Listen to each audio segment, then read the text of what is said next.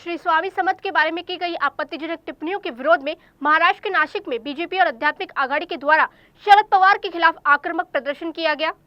आध्यात्मिक आघाड़ी के प्रमुख तुषार भोसले के नेतृत्व में आयोजित इस आंदोलन में बीजेपी कार्यकर्ताओं ने शरद पवार के खिलाफ जोरदार नारेबाजी की।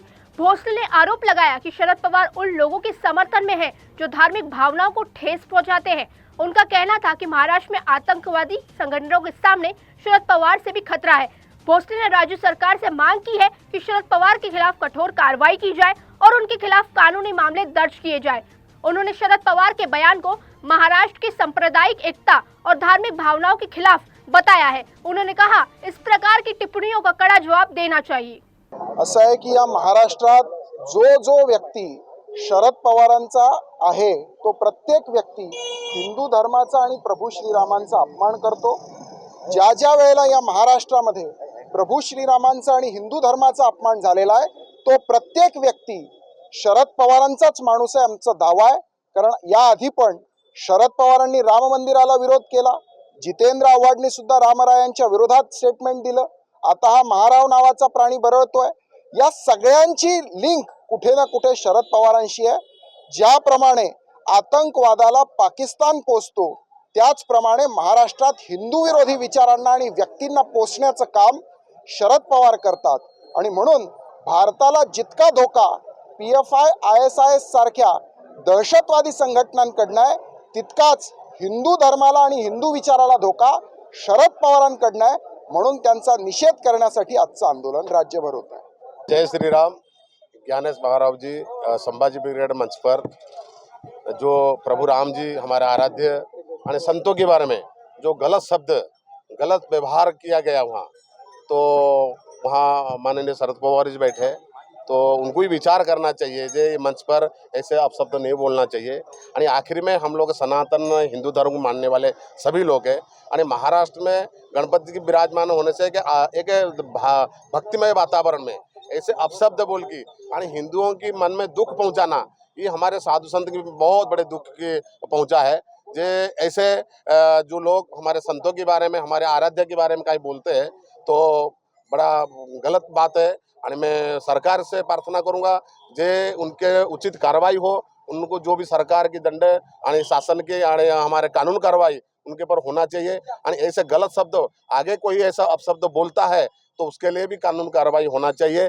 क्योंकि ऐसे स्थिति में आप जानते होंगे रामगिरी जी महाराज एक शब्द बोले जो बेधर्म के बारे में तो उसमें क्या परिस्थिति हुआ नासिक यानी महाराष्ट्र में।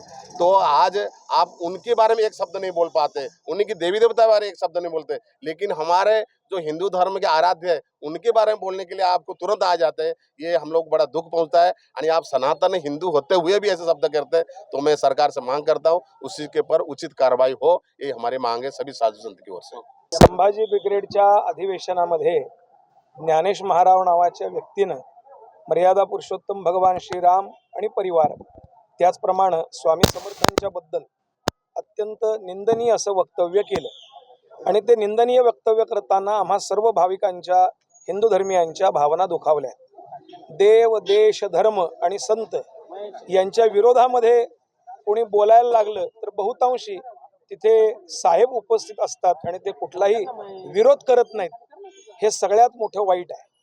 त्यामुळे सगळ्यांच्या मनात हा प्रश्न उभा राहतो आणि अशा लोकांना पाठिंबा जर त्यांच्या शब्दानं होत असेल किंवा त्यांच्या मुख राहण्यानं होत असेल तर त्यांची ही मुखसंमती सुद्धा आम्हा सर्वांना अंतःकरणामध्ये वेदना पोहोचवणारी आहे। याचा गांभीर्यानं विचार झाला पाहिजे। आणि यापुढे कारण एक महंत रामगिरीजी महाराज एका विषयासंबंधानं बोलले तर त्याचं एवढा आकांडतांडव करून त्यांच्यावर अनेक केसेस दाखल केल्या गेल्या। या व्यक्तीनं तर आमच्यावर आमच्या श्रद्धेवर आणि आमच्या धार्मिक स्वातंत्र्यावर सुद्धा वेगवेगळ्या प्रकारचे ॲलिगेशन्स केलेले आहेत। त्यामुळे याच्यावर सुद्धा राज्यभरातून निश्चित कार्यवाही झाली पाहिजे, वेगवेगळ्या केसेस दाखल झाल्या पाहिजेत आणि निश्चितपणानं यांना दंडही त्या ठिकाणी झाला पाहिजे। आणि यापुढे या संबंधानं असा कायदा झाला पाहिजे की सरळ जन्मठेपेची शिक्षा असं धर्मविरोधी किंवा श्रद्धास्थानांविरोधी बोलणाऱ्यांना झाली पाहिजे, असा कायदा सुद्धा झाला पाहिजे अशी आम्हा सर्व वारकरी भाविकांची संत महंतांची अपेक्षा है, मागणी है। धन्यवाद।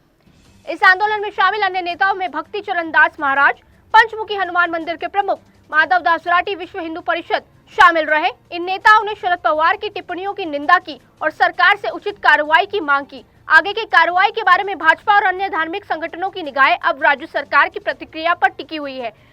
ऐसे और बड़े न्यूज देखने के लिए बने रहिए डीसी न्यूज इंडिया के साथ। रुकते एक छोटे से ब्रेक के लिए।